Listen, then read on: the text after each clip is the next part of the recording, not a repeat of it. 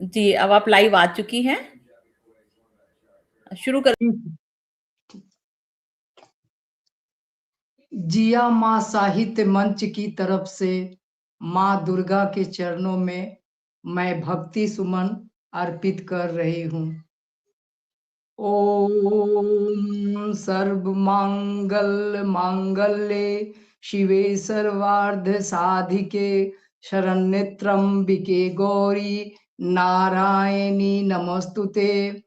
शरणागत दीनार्थ परित्राण परायणे सर्वस्यार्ति हरे देवी नारायणी नमस्तुते। ओम जयंती मंगला काली भद्रकाली कपालिनी दुर्गा क्षमा शिवा धात्री स्वाहा स्वधा नमस्तुते। काली काली महाकाली काली के परमेश्वरी सर्वानंद करे देवी नारायणी नमस्तुते। जय गणेश जी। माँ सरस्वती के चरणों में प्रणाम। आज मैं प्रथम अध्याय आप सबको सुना रही हूँ और मैं हिंदी में सुनाऊंगी जिससे सबको सहज कहानी समझ में आ सके। श्री दुर्गाये नमः। अथ श्री दुर्गा सप्तशती प्रथमो अध्याय।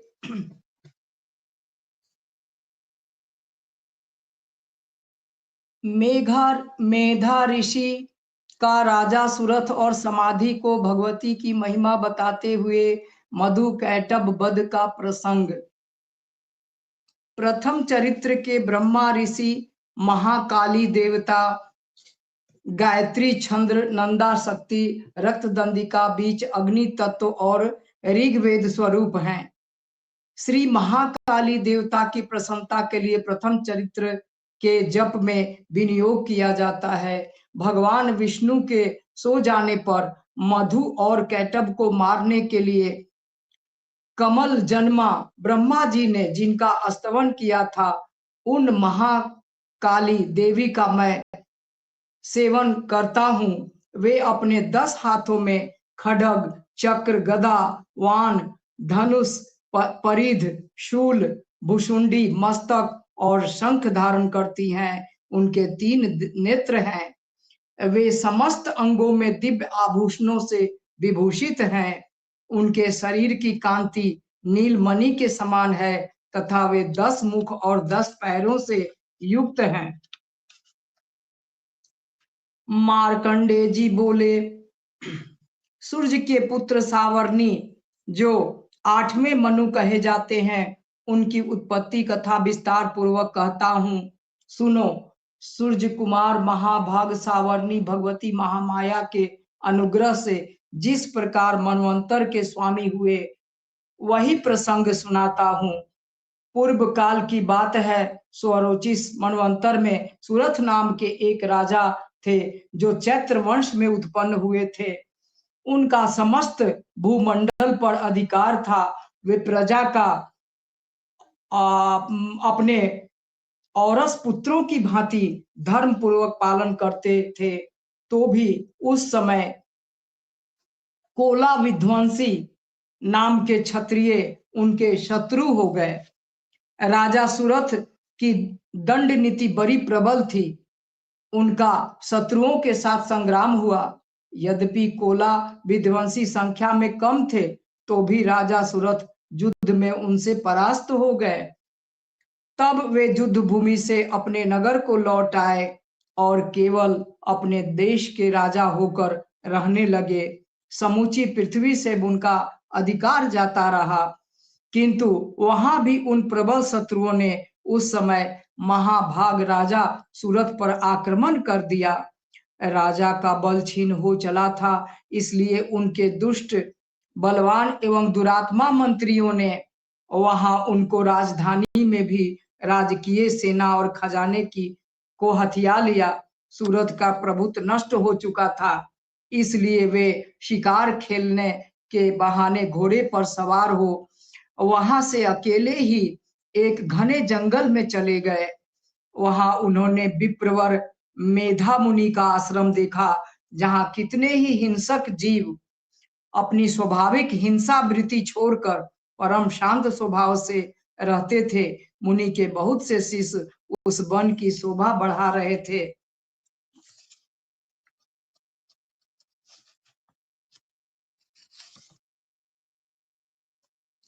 वहां आने पर मुनि ने उनका सत्कार किया और वे उन मुनि श्रेष्ठ के आश्रम पर इधर उधर विचरते हुए कुछ काल तक रहे। फिर ममता से आकृष्ट चित्त होकर वहां इस प्रकार चिंता करने लगे, पूर्व काल में मेरे पूर्वजों ने जिसका पालन किया था वही नगर आज मुझसे रहित है। पता नहीं मेरे दुराचारी भृत्यगण उसकी धर्म पूर्वक रक्षा करते हैं या नहीं। जो सदा मद की वर्षा करने वाला और शूरवीर था वह मेरा प्रधान हाथी अब शत्रुओं के अधीन होकर न जाने किन भोगों को भोगता होगा। जो लोग मेरी कृपा धन और भोजन पाने से सदा मेरे पीछे पीछे चलते थे, वे निश्चय ही अब दूसरे राजाओं का अनुसरण करते होंगे। उन अपव्ययी लोगों के द्वारा सदा खर्च होते रहने के कारण अत्यंत कष्ट से जमा किया हुआ मेरा वह खजाना खाली हो जाएगा। ये तथा और भी कई बातें राजा सूरत निरंतर सोचते रहे। एक दिन उन्होंने वहां विप्रवर मेधा के आश्रम के निकट एक वैश्य को देखा और उससे पूछा, भाई तुम कौन हो? यहाँ तुम्हारे आने का क्या कारण है?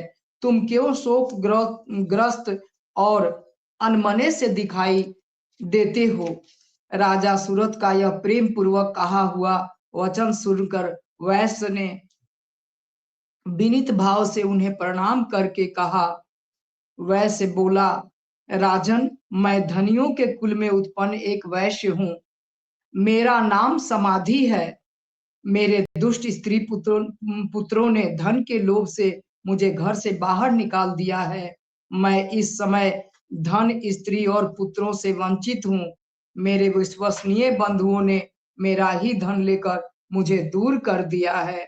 इसलिए दुखी होकर मैं वन में चला आया हूँ।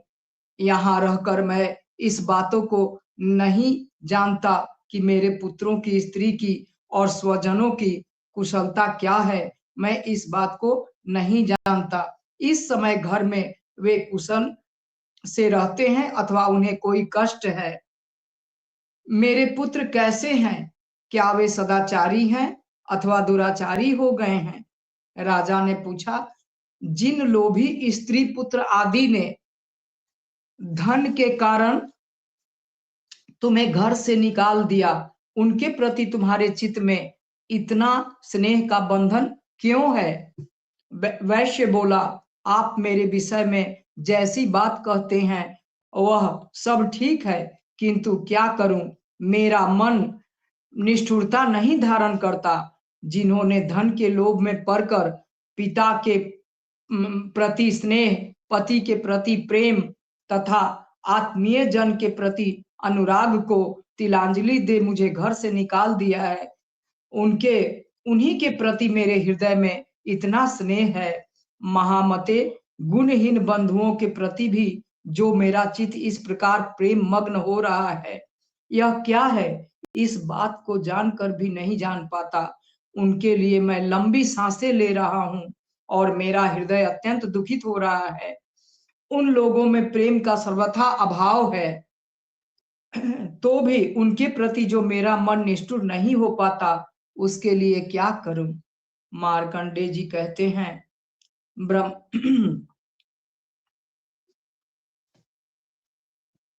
ब्राह्मण तदंतर राजाओं में श्रेष्ठ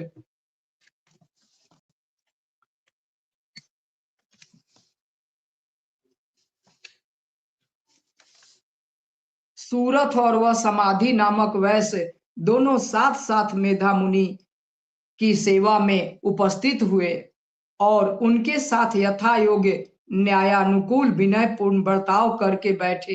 तत्पश्चात वैश्य और राजा ने कुछ वार्तालाप आरंभ किया। राजा ने कहा, भगवान, मैं आपसे एक बात पूछना चाहता हूं, उसे बताइए। मेरा चित्त अपने अधीन न होने के कारण वह बात मेरे मन को बहुत दुख देती है। जो राज्य मेरे हाथ से चला गया है, उसमें और उसके संपूर्ण अंगों में मेरी ममता बनी हुई है। मुनि श्रेष्ठ, यह जानते हुए भी कि वह अब मेरा नहीं है, अज्ञानी की भांति मुझे उसके लिए दुख होता है। यह क्या है? इधर यह वैश्य भी घर से अपमानित होकर आया है। इसके पुत्र स्त्री और भृत्यों ने इसे छोड़ दिया है। स्वजनों ने भी इसका परित्याग कर दिया है, तो भी यह उनके प्रति अत्यंत हार्दिक स्नेह रखता है। इस प्रकार यह तथा मैं दोनों ही बहुत दुखी हैं, जिसमें प्रत्यक्ष दोष देखा गया है। उस विषय के लिए भी हमारे मन में ममता जनित आकर्षण पैदा हो रहा है। महाभाग, हम दोनों समझदार हैं, तो भी हम में जो मोह पैदा हुआ है, यह क्या है? विवेक शून्य पुरुष की भांति मुझ में और इसमें भी यह मूढ़ता प्रत्यक्ष दिखाई देती है। ऋषि बोले, महाभाग, विषय मार्ग का ज्ञान सब जीवों को है। इसी प्रकार विषय भी सबके लिए अलग अलग है। कुछ प्राणी दिन में नहीं देखते और कुछ दूसरे रात में ही नहीं देखते, तथा कुछ जीव ऐसे हैं जो दिन और रात्रि में भी बराबर ही देखते हैं। यह ठीक है कि मनुष्य समझदार होते हैं, किंतु केवल यही ऐसे नहीं होते। पशु पक्षी और मृग आदि सभी प्राणी समझदार होते हैं। मनुष्यों की समझ भी वैसी होती है जैसी उन मृग और पक्षियों की होती है, तथा जैसी मनुष्यों की होती है वैसी ही उन मृग पक्षी आदि की होती है। यह तथा अन्य बातें भी प्रायः दोनों में समान ही है। समझ होने पर भी इन पंछियों को देखो, वे स्वयं भूख से पीड़ित होते हुए भी मोह बस बच्चों की चोंच में कितने चाव से अन्न के दाने डाल रहे हैं। नरश्रेष्ठ, क्या तुम नहीं देखते कि ये मनुष्य समझदार होते हुए भी लोभ बस अपने किए हुए उपकार का बदला पाने के लिए पुत्रों की अभिलाषा करते हैं? यद्यपि उन सब में समझ की कमी नहीं है, तथापि वे संसार की स्थिति, जन्म मरण की परंपरा बनाए रखने वाले भगवती महामाया के प्रभाव द्वारा ममतामय भंवर से युक्त मोह के गहरे गर्त में गिराए गए हैं। इसलिए इसमें आश्चर्य नहीं करना चाहिए। जगदीश्वर भगवान विष्णु की योग निद्रा रूपा जो भगवती महामाया है, उन्हीं से यह जगत मोहित हो रहा है। वे भगवती महामाया देवी ज्ञानियों के भी चित्त को बलपूर्वक खींचकर मोह के गड्ढे में डाल देती हैं। वे ही इस संपूर्ण चराचर जगत की सृष्टि करती हैं, तथा वे ही प्रसन्न होने पर मनुष्यों को मुक्ति के लिए वरदान देती हैं। वे ही परा विद्या, संसार बंधन और मोक्ष की हेतुभूता सनातनी देवी तथा संपूर्ण ईश्वरों की भी अधीश्वरी हैं। राजा ने पूछा, भगवान, जिन्हें आप महामाया कहते हैं, वे देवी कौन हैं? ब्राह्मण, उनका आविर्भाव कैसे हुआ तथा उनके चरित्र कौन कौन हैं? ब्रह्मवेत्ताओं में श्रेष्ठ महर्षि उन देवी का जैसा प्रभाव हो, जैसा स्वरूप हो और जिस प्रकार प्रादुर्भाव हुआ हो, वह सब मैं आपको आपके मुख से सुनना चाहता हूं। ऋषि बोले, राजन, वास्तव में तो वे देवी नित्य स्वरूपा ही हैं। संपूर्ण जगत उन्हीं का रूप है, तथा उन्होंने समस्त विश्व को व्याप्त कर रखा है। तथापि उनका प्राकट्य अनेक प्रकार से होता है, वह मुझसे सुनो। यद्यपि वे नित्य और अजन्मा हैं, तथापि जब देवताओं का कार्य सिद्ध करने के लिए प्रकट होती हैं, उस समय लोक में उत्पन्न हुई कहलाती हैं।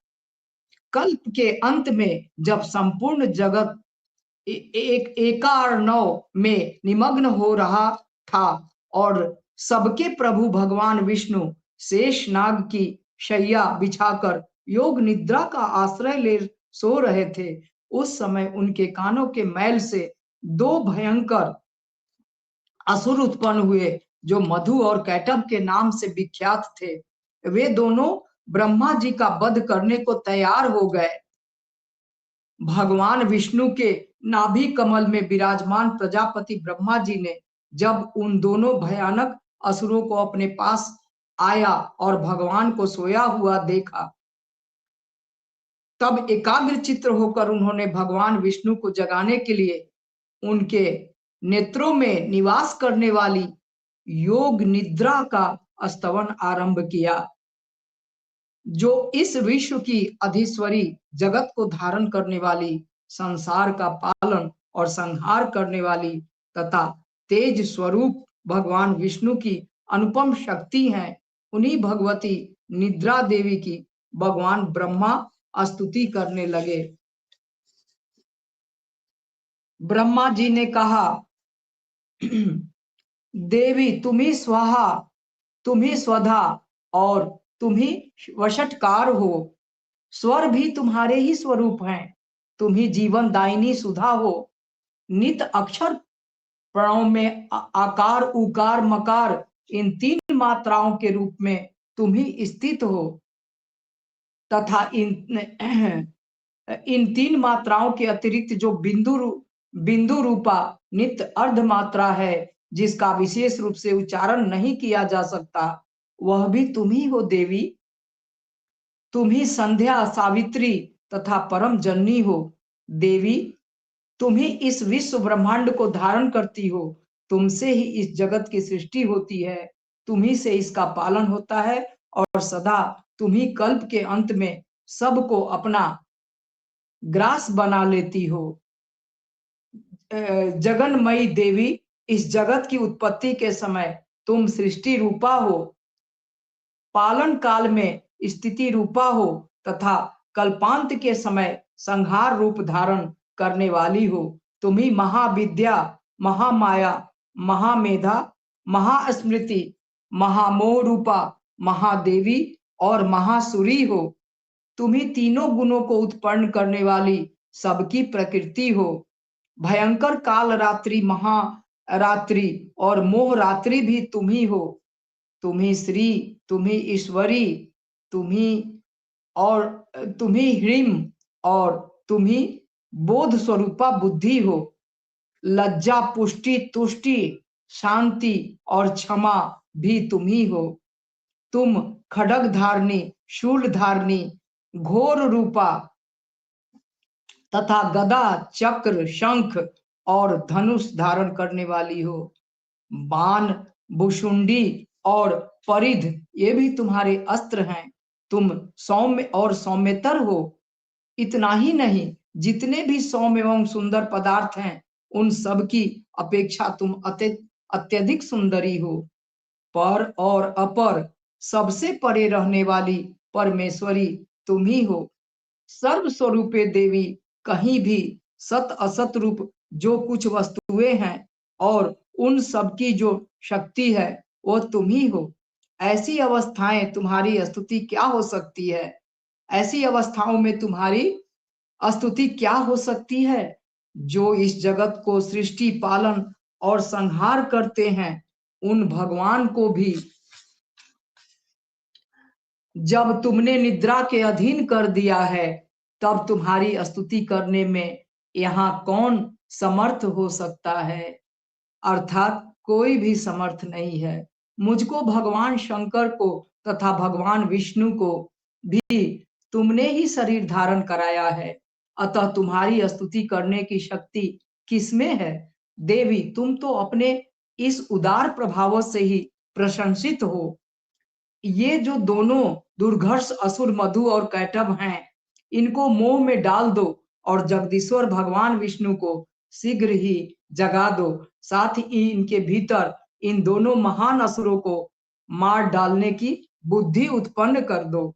ऋषि कहते हैं, राजन, जब ब्रह्मा जी ने वहां मधु और कैटभ को मारने के उद्देश्य से भगवान विष्णु को जगाने के लिए तमोगुण की अधिष्ठात्री देवी योग निद्रा की इस प्रकार स्तुति की, तब वे भगवान के नेत्र, मुख, नासिका, बाहु, हृदय और वक्ष स्थल से निकलकर अव्यक्त जन्मा ब्रह्मा जी की दृष्टि के समक्ष खड़ी हो गई। योग निद्रा मुक्त होने पर जगत के स्वामी भगवान जनार्दन उस एकार्णव के जल में शेषनाग की सैया से जाग उठे। फिर उन्होंने उन दोनों असुरों को देखा। वे दुरात्मा मधु और कैटभ अत्यंत बलवान तथा पराक्रमी थे और क्रोध से लाल आंखें किए ब्रह्मा जी को खा जाने के लिए उद्योग कर रहे थे। तब भगवान श्री हरि ने उठकर उन दोनों के साथ 5000 वर्षों तक केवल बाहु युद्ध किया। वे दोनों भी अत्यंत बल के कारण उन्मत्त हो रहे थे। इधर महामाया भी उन्हें मोह में डाल रखा था, इसलिए वो भगवान विष्णु से कहने लगे, हम तुम्हारी वीरता से संतुष्ट हैं, तुम हम लोगों से कोई वर मांगो। श्री भगवान बोले, यदि तुम दोनों मुझ पर प्रसन्न हो तो अब मेरे हाथ से मारे जाओ। बस इतना सा ही मैंने वर मांगा है, यहाँ दूसरे किसी वर से क्या लेना है। ऋषि कहते हैं, इस प्रकार धोखे में आ जाने पर जब उन्होंने संपूर्ण जगत में जल ही जल देखा, तब कमल नयन भगवान से कहा, जहां पृथ्वी जल में डूबी हुई न हो, जहां सूखा स्थान हो, वही हमारा वध करो। ऋषि कहते हैं, तब तथास्तु कहकर शंख चक्र और गदा धारण करने वाले भगवान ने उन दोनों के मस्तक अपनी जंघा पर रखकर चक्र से काट डाले। इस प्रकार ये देवी महामाया ब्रह्मा जी की स्तुति करने पर स्वयं प्रकट हुई थी।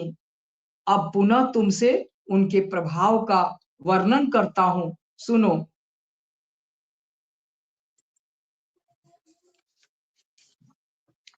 द्वितीयो अध्याय, देवताओं के तेज से देवी का प्रादुर्भाव और महिषासुर की सेना का वध।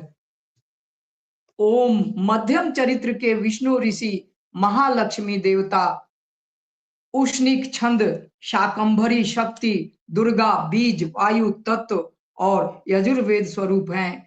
श्री महालक्ष्मी की प्रसन्नता के लिए मध्यम चरित्र के पाठ में इसका विनियोग है। मैं कमल के आसन पर बैठी हुई प्रसन्न मुख वाली महिषासुर मर्दनी भगवती महालक्ष्मी का भजन करता हूँ, जो अपने हाथों में अक्षमाला, फरसा, गदा, वाण, वज्र, पद्म, धनुष, कुंडिका, दंड, शक्ति, खड्ग, ढाल, शंख, घंटा, मधुपात्र, शूल, पास और चक्र धारण करती हैं।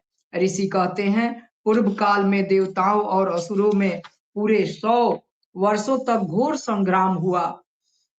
उसमें असुरों का स्वामी महिषासुर था और देवताओं के नायक इंद्र थे। उस युद्ध में देवताओं की सेना महाबली असुरों से परास्त हो गई। संपूर्ण देवताओं को जीतकर महिषासुर इंद्र बन बैठा।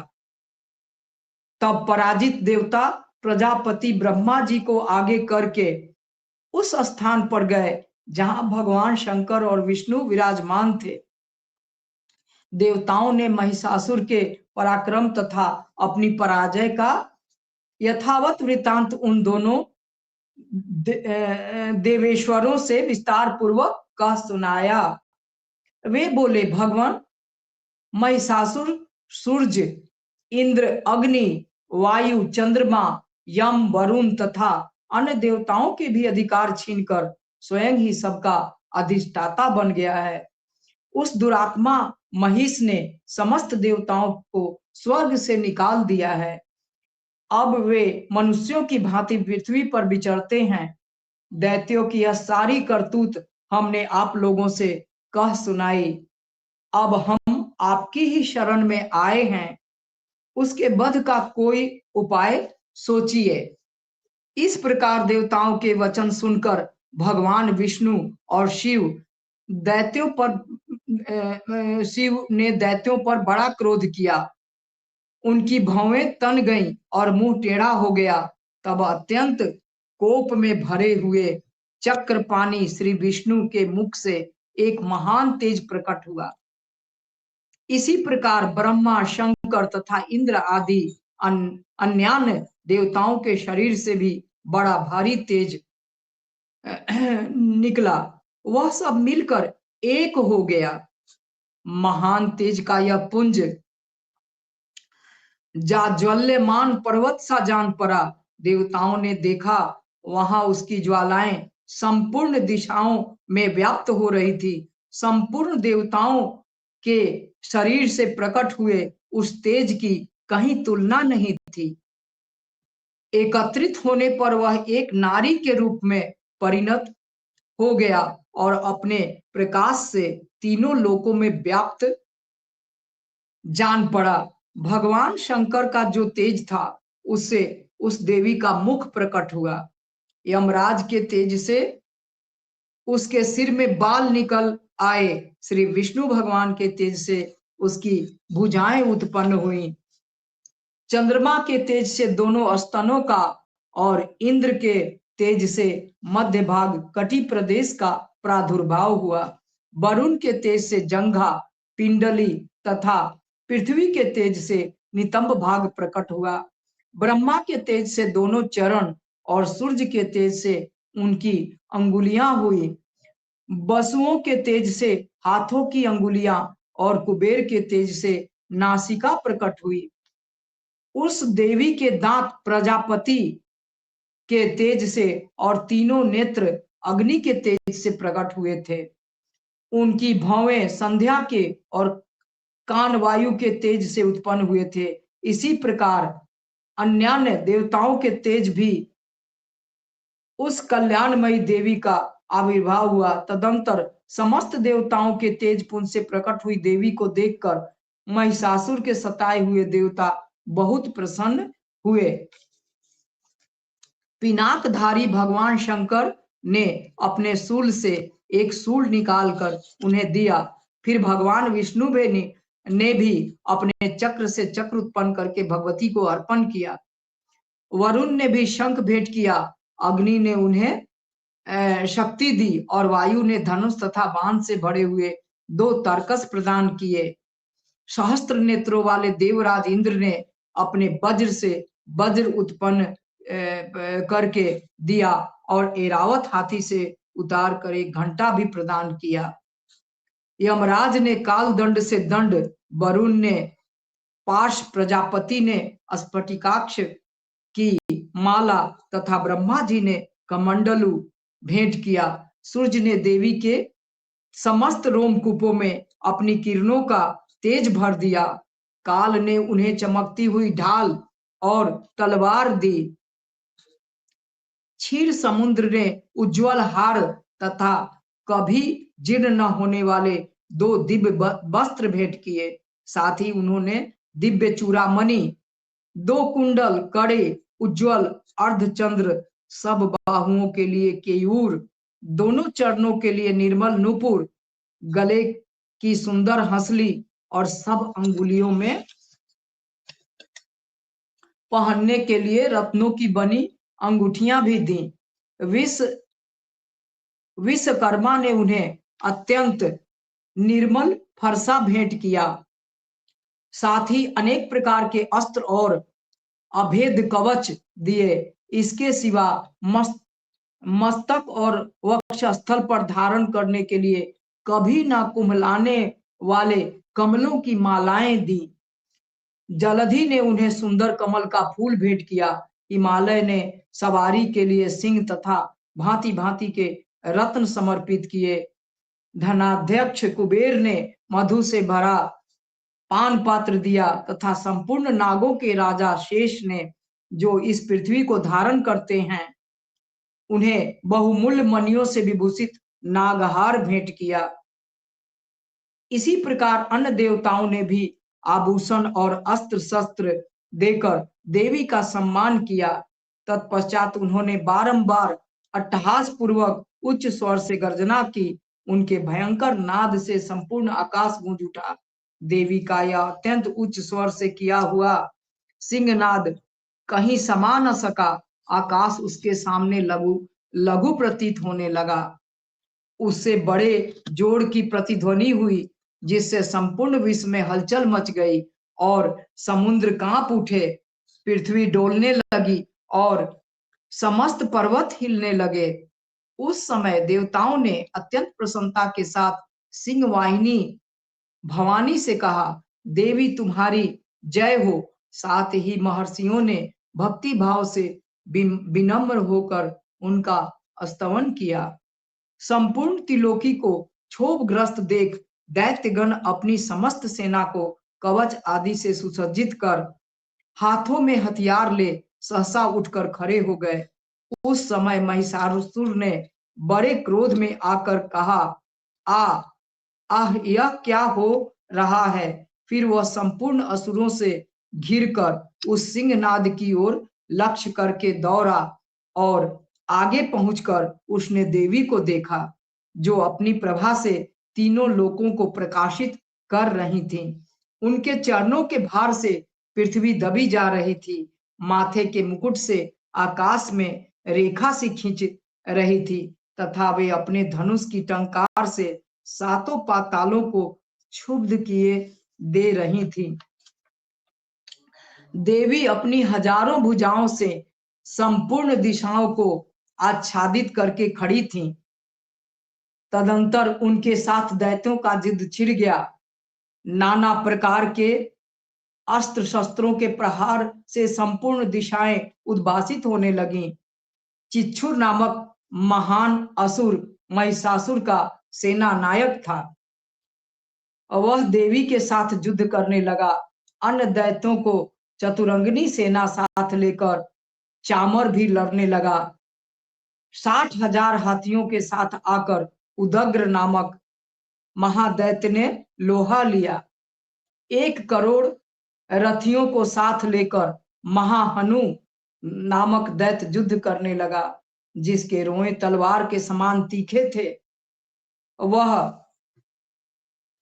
असिलोमा नाम का महादैत्य 5 करोड़ रथी सैनिकों सहित युद्ध में आ डटा। 60 लाख रथियों से घिरा हुआ वास्कल नामक दैत्य भी उस युद्ध भूमि में लड़ने लगा। परिवारित नामक राक्षस हाथी सवार और घुड़सवारों के अनेक दलों तथा 1 करोड़ रथियों की सेना लेकर युद्ध करने लगा। बिडाल नामक दैत्य 5 अरब रथियों से घिरकर लोहा लेने लगा। इनके अतिरिक्त और भी हजारों महादैत्य रथ, हाथी और घोड़ों की सेना साथ लेकर वहां देवी के साथ युद्ध करने लगे। स्वयं महिषासुर उस रणभूमि में कोटि कोटि सहस्त्र रथ, हाथी और घोड़ों की सेना से घिरा हुआ खड़ा था। वे दैत्य देवी के साथ तोमर, भिंदीपाल, शक्ति, मूसल, खड्ग, परशु और पट्टिस आदि अस्त्र शस्त्रों का प्रहार करते हुए युद्ध कर रहे थे। कुछ दैत्यों ने उन पर शक्ति का प्रहार किया, कुछ लोगों ने पाश फेंके तथा कुछ दूसरे दैत्यों ने खड्ग प्रहार किया। कुछ लोगों ने मार डालने का उद्योग किया। देवी ने भी क्रोध में भरकर खेल खेल में ही अपने अस्त्र शस्त्रों की वर्षा करके दैत्यों के वे समस्त अस्त्र शस्त्र काट डाले। उनके मुख पर परिश्रम या थकावट का रंच मात्र भी चिन्ह नहीं था।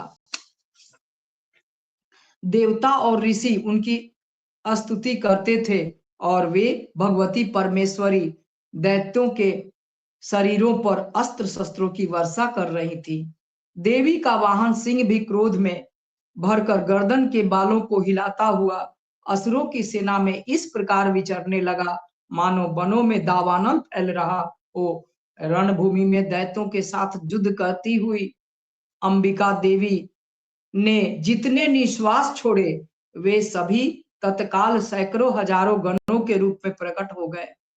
परंतु परशु भिंदीपाल खड्ग तथा पट्टिस आदि अस्त्रों द्वारा असुरों का सामना करने लगे। देवी की शक्ति से बढ़े हुए वे गण असुरों का नाश करते हुए नगाड़ा और शंख आदि बजाने लगे। उस संग्राम महोत्सव में कितने ही गण मृदंग बजा रहे थे। तदंतर देवी ने त्रिशूल से, गदा से, शक्ति की वर्षा से और खड्ग आदि से सैकड़ों महादैत्यों का संहार कर डाला। कितनों को घंटे के भयंकर नाद से मूर्छित करके मार गिराया। बहुतेरे दैत्यों को पास से बांधकर धरती पर घसीटा।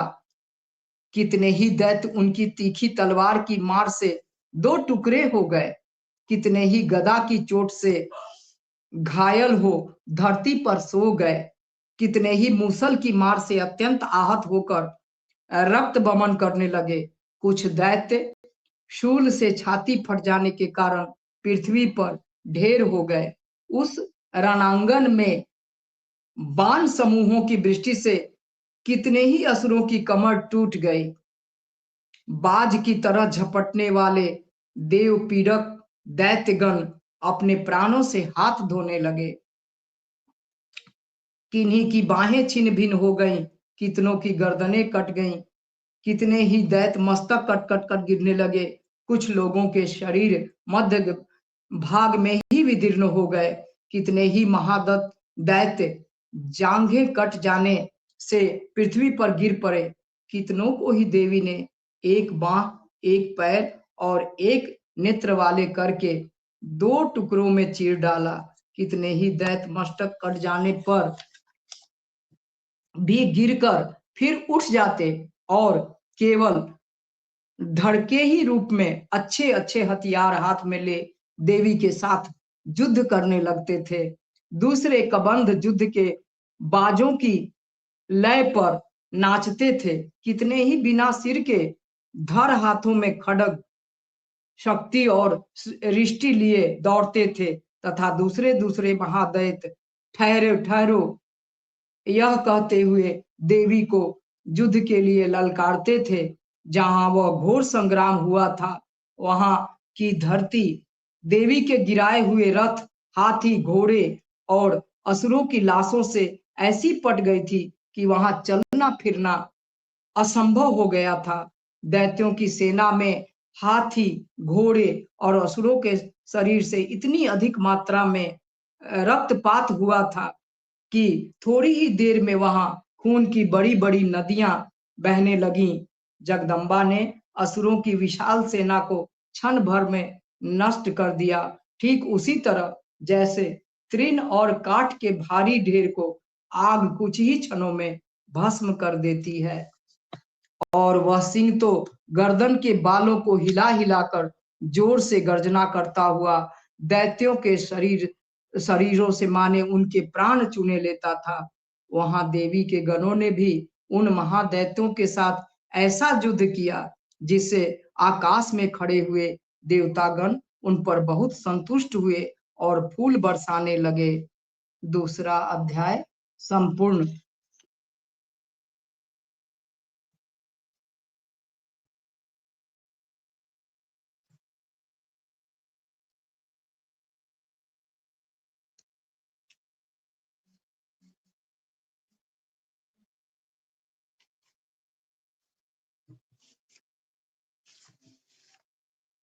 परमेश्वरी, मेरे द्वारा रात दिन सहस्त्रों अपराध होते रहते हैं। यह मेरा दास है, यूं समझकर मेरे उन अपराधों को तुम कृपा पूर्वक क्षमा करो। परमेश्वरी, मैं आवाहन नहीं जानता, विसर्जन करना नहीं जानता तथा पूजा करने का ढंग भी नहीं जानता। क्षमा करो देवी सुरेश्वरी, मैंने जो मंत्रहीन, क्रियाहीन और भक्तिहीन पूजन किया है वह सब आपकी कृपा से पूर्ण हो। सैकड़ों अपराध करके भी जो तुम्हारी शरण में जा जगदम्ब कहकर पुकारता है उसे वह गति प्राप्त होती है। जो ब्रह्मादि देवताओं के लिए भी सुलभ नहीं है। जगदम्बिके, मैं अपराधी हूँ, किंतु तुम्हारी शरण में आया हूँ। इस समय दया का पात्र हूँ, तुम जैसा चाहो वैसा करो। देवी परमेश्वरी, अज्ञान से, भूल से अथवा बुद्धि भ्रांत होने के कारण मैंने जो न्यूनता अधिकता कर दी हो, वह सब क्षमा करो और प्रसन्न हो। सच्चिदानंद स्वरूपा परमेश्वरी, जगत माता कामेश्वरी, तुम प्रेम पूर्वक मेरी यह पूजा स्वीकार करो और मुझ पर प्रसन्न रहो। देवी सुरेश्वरी, तुम गोपनीय से भी गोपनीय वस्तु को की रक्षा करने वाली हो। मेरे निवेदन किए हुए इस जप को ग्रहण करो, तुम्हारी कृपा से मुझे सिद्धि प्राप्त हो। जय माँ दुर्गा। अब मैं आप लोगों के सामने एक पारंपरिक लोकगीत माता दुर्गा के चरणों में सुना रही हूँ। जगदम्बा घर में दियरा बार अली है। जगदम्बा घर में दियरा बार अली है। जग तारन घर में दियरा बार अली है। जग तारन घर में दियरा बार अली है। जगदम्बा घर में दियरा सोने सुराही गंगा जल पानी। सोने सुराही गंगा जल पानी। मैया के चरण पखार लिए। मैया के चरण पखार लिए। जगदम्बा घर में दियरा बार अली है। जग तारन घर में दियरा बार अली है। लाले लाले चुनरी में पियर पियर गोटवा। लाले लाले चुनरी में पियरे पियरे गोटवा। मैया के सिर पर ओढ़ा अली है। मैया के सिर पर ओढ़ा अली है। जगदम्बा घर में दियरा बार अली है। जग तारन घर में दियरा बार अली है। लाले लाले उड़हुल के फूलवा।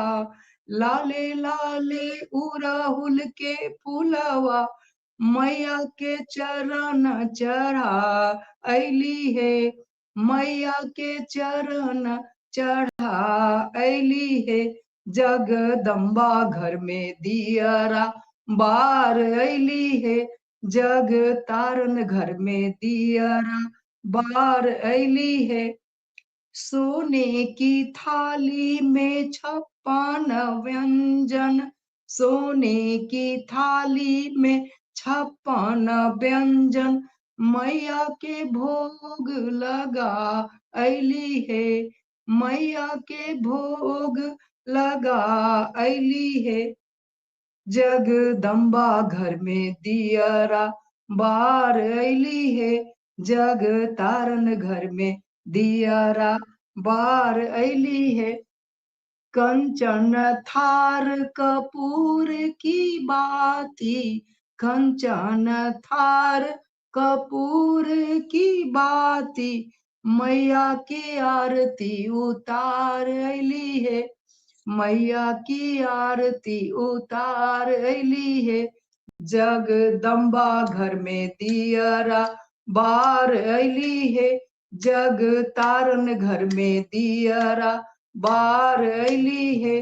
जगदम्बा घर में दियरा बार अली है। जग तारन घर में दियरा बार अली है।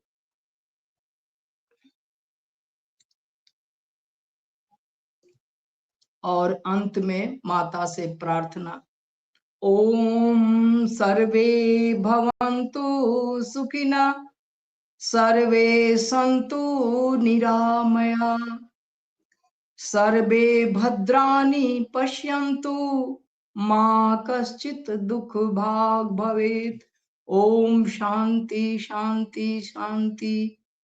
धन्यवाद। जिया माँ मंच को और रीता जी को धन्यवाद।